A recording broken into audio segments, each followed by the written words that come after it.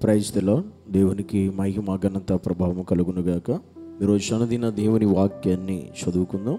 యెషయా గ్రంథము 43వ అధ్యాయము 16వ వచనం. సముద్రములో త్రోవ కలుగ చేయవాడును, వడిగల జలములలో మార్గము కలుగ చేయవాడును.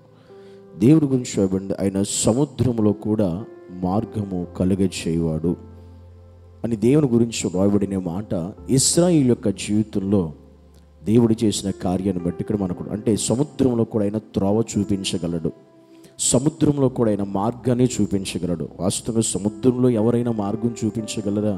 అసాధ్యం, అది అసాధ్యమైన పని. కానీ మనం కలిగి ఉన్నటువంటి దేవుడు తన నమ్మినటువంటి ఇశ్రాయేలు ప్రజల జీవితంలో నడి సముద్రములో కూడా ఆయన త్రోవ చూపించాడు, దారి చూపించాడు. ప్రజలు ఎటు వెళ్ళాలో ఏం చేయాలో అర్థం కాని పరిస్థితిలో, మార్గమే కనిపించినప్పుడు, త్రోవే కానరానప్పుడు, వాళ్ళు పరిస్థితుల్లో చిక్కుపోయామేమో, అపాయంలో ఉండిపోయామేమో, మా పరిస్థితులు ఇక్కడ ముగించబడతాయేమో అనేటువంటి ఆలోచనలోకి వాళ్ళు వెళ్ళిపోయిన సందర్భంలో దేవాతి దేవుడు చేసిన ఒక అద్భుతమైన కార్యం ఏంటంటే, సముద్రము ఏ సముద్రములో అది మాకు ప్రమాదంగా మారుతుందో, ఏ సముద్రం మమ్మల్ని ముంచి వేస్తుందో అని భయపడిన వారి జీవితంలో అదే సముద్రములోనే ఆయన త్రోవను చూపించాడు. అదే సముద్రంలో ఆయన మార్గాన్ని ఏర్పాటు చేశాడు. మనం చూస్తే మన దేవుడు ఎంత గొప్పవాడు అంటే, మన జీవితంలో కూడా కొన్ని సందర్భాల్లో కొన్ని సమయాల్లో మనకు కూడా అర్థం కాని పరిస్థితి, ఏం చేయాలో, ఎటు వెళ్ళాలో, ఏ రీతిగా మన పరిస్థితులు మార్చబడతాయో, మార్గం ఎటువైపు నుంచి మనకి కనబడుతుందో తెలియని పరిస్థితులు ఉన్నప్పుడు మనం నమ్మి ఆరాధించేటువంటి గొప్ప దేవుడు మన ప్రభువైన యేసుక్రీస్తు మన కొరకు మనం ఏ వైపు మార్గం లేదనుకుంటామో అక్కడ నుంచే మనకు ఒక మార్గాన్ని చూపించగలడు. ఆ స్థితి నుంచే ఒక త్రోవను మనకి సరళం చేయగలిగిన దేవుడు మనకి రోజున్నాడు. అందును బట్టి మనం ధన్యులమని చెప్పవచ్చు.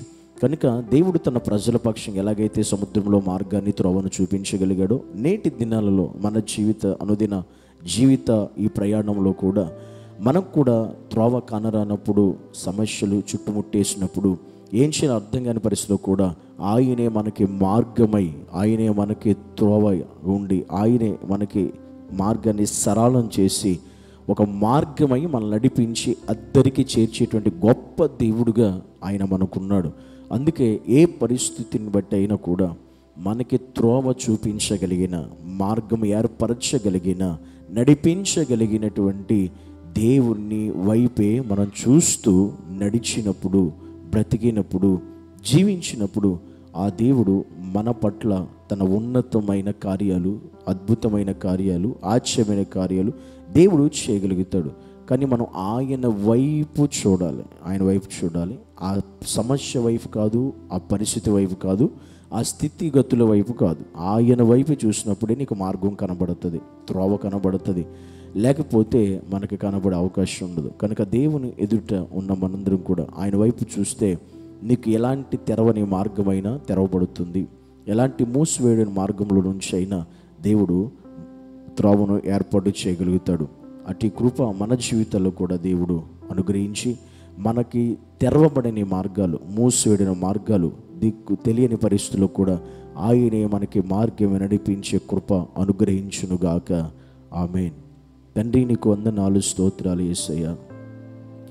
సముద్రములో త్రోవను చూపించిన దేవుడు, మార్గాన్ని ఏర్పరిచినవాడు.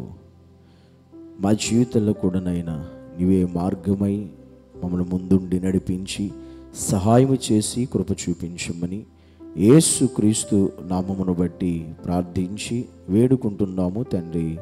ఆమేన్.